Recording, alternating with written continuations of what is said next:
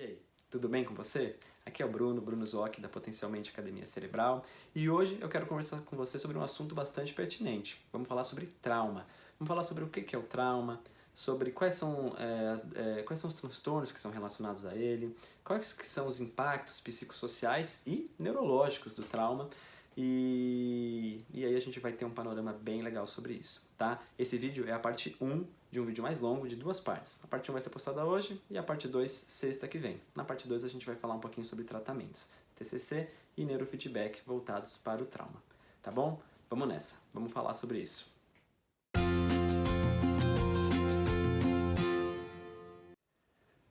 Bom, a primeira coisa, o trauma, o que ele é?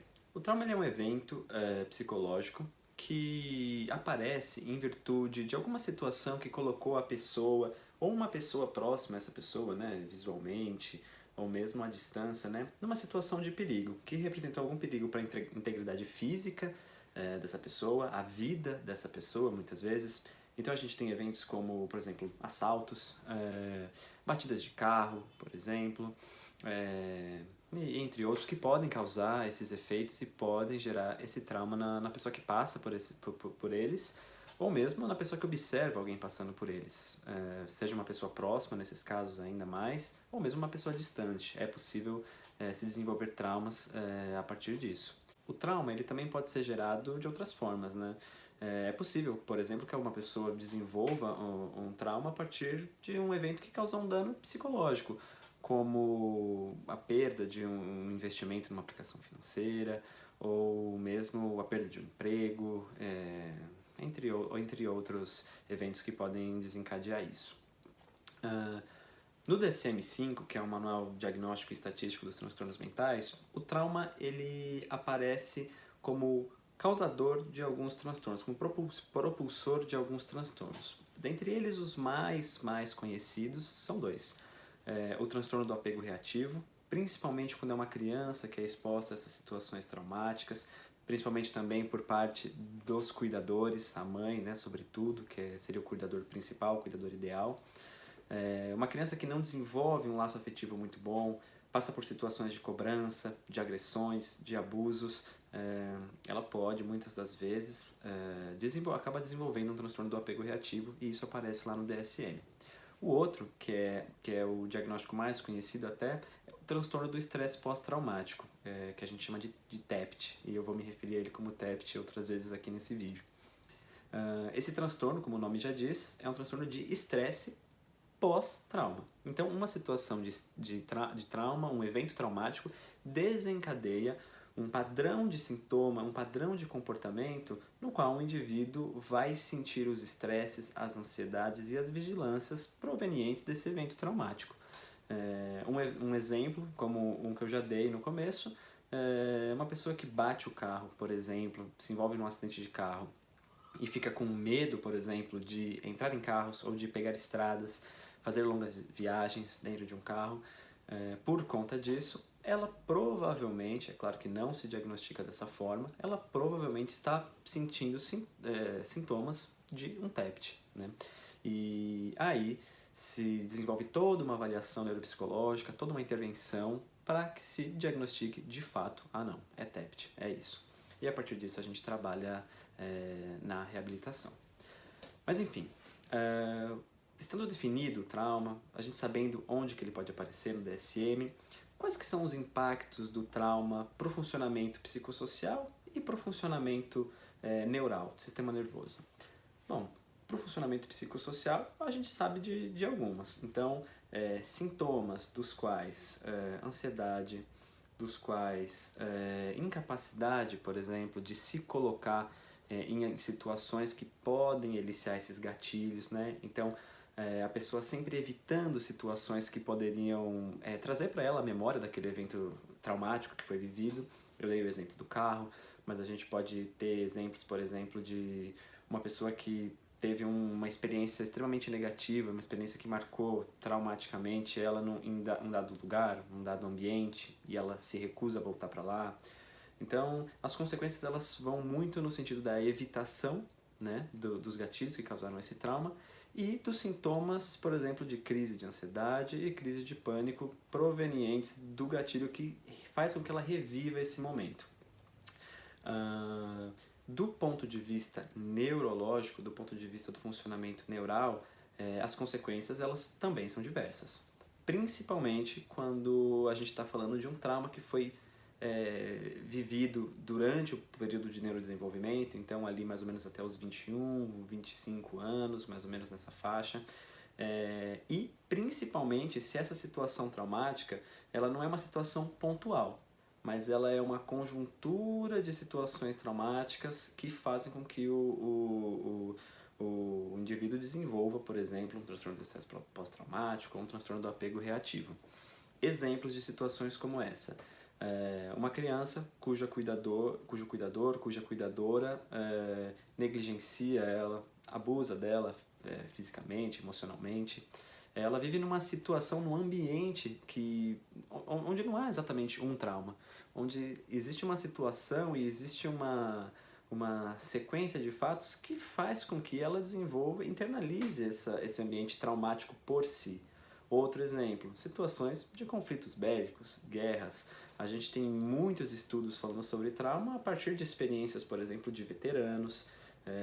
Os maiores e os mais conhecidos falam da Guerra do Vietnã, principalmente.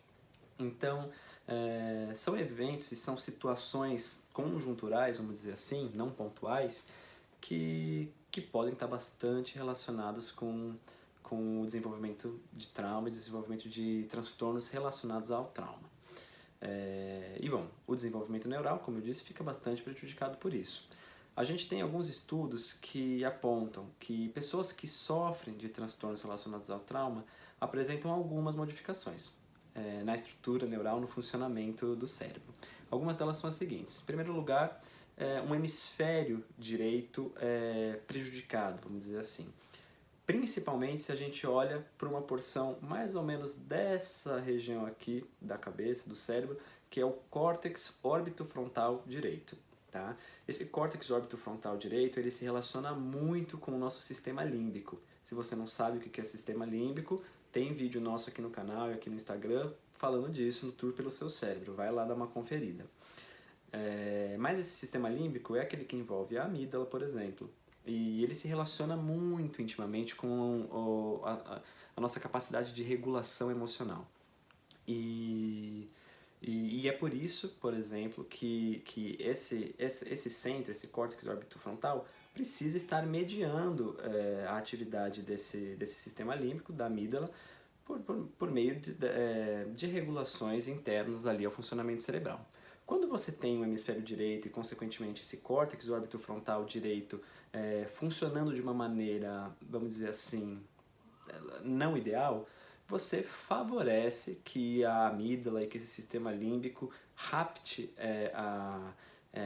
essa atividade e acabe gerando, por exemplo, situações de hipervigilância, de inquietude, de descontrole emocional, porque não existe ali a parte, vamos dizer, racional para mediar esses estímulos. E a gente está falando de neurodesenvolvimento. Pessoas que são diagnosticadas com transtornos relacionados ao trauma e pessoas que viveram ambientes traumáticos, se sabe e se pesquisou que podem apresentar, por exemplo, alterações morfológicas, né, de tamanho e funcionais, né, ou seja, de funcionamento, nessa região do córtex órbito-frontal direito, com impacto no funcionamento da amígdala e consequente impacto no funcionamento emocional também. Outra alteração neurofisiológica que nós conhecemos é uma hipercoerência cortical de forma geral. Então, o cérebro funcionando extremamente sincrônico, né? O que é interessante saber sobre isso? O nosso cérebro, alguns neurônios aqui disparam a uma dada frequência, outros aqui disparam em outras frequências, né? Frequências dominantes, eu digo. E quando você tem uma sincronia muito elevada dessa atividade neural, quer dizer que o seu cérebro está gastando muita energia para funcionar igual, da mesma forma, ao mesmo tempo. Isso faz muito sentido do ponto de vista comportamental, onde você precisa destinar recursos e energias a estar em alerta e a estar num estado hipervigilante o tempo todo. Isso aparece em pessoas que vivem situações conjunturais de trauma, como a gente já mencionou. Então, crianças que foram criadas em ambientes extremamente disfuncionais, onde elas precisavam ter esse cuidado, estar em alerta o tempo todo, elas apresentam essa hipercoerência cerebral.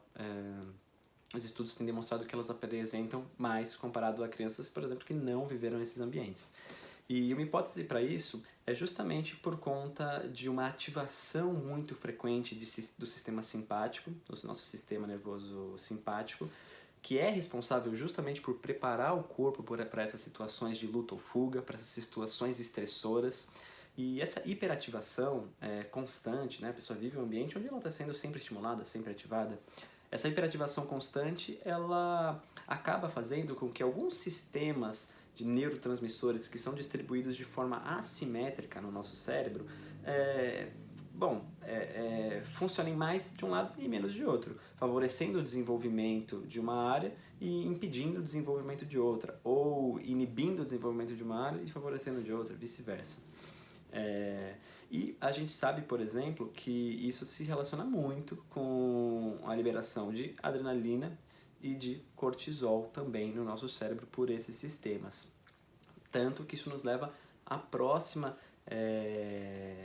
alteração funcional, que é justamente o volume hipocampal de pessoas que passam por eventos traumáticos, né?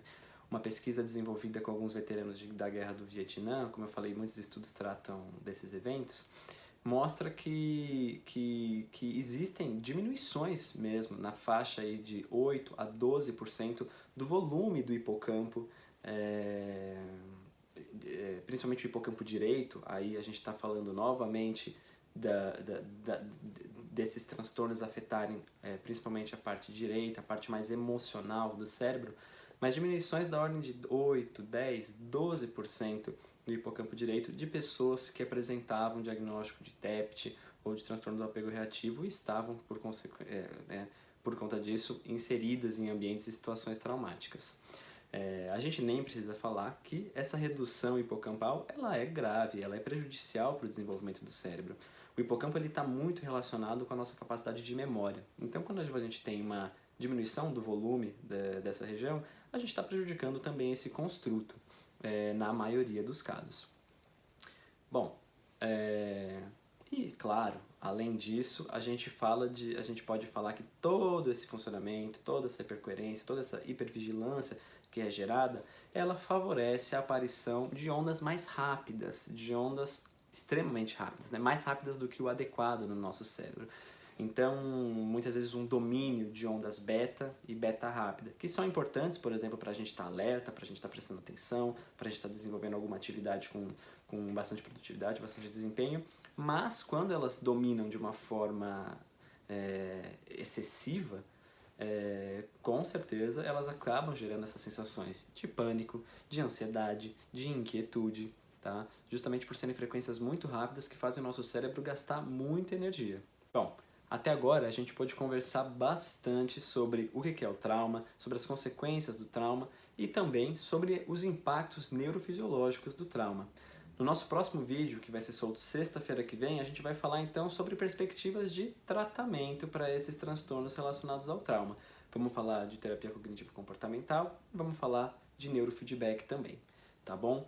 Não perde o próximo vídeo, vai ser continuação desse. Parte 1 e semana que vem vai ter a parte 2, tá? Se você viu e gostou desse, curte o vídeo, compartilhe o vídeo e não perde a próxima parte, tá bom? Eu vou nessa, a gente se vê semana que vem. Tchau, tchau.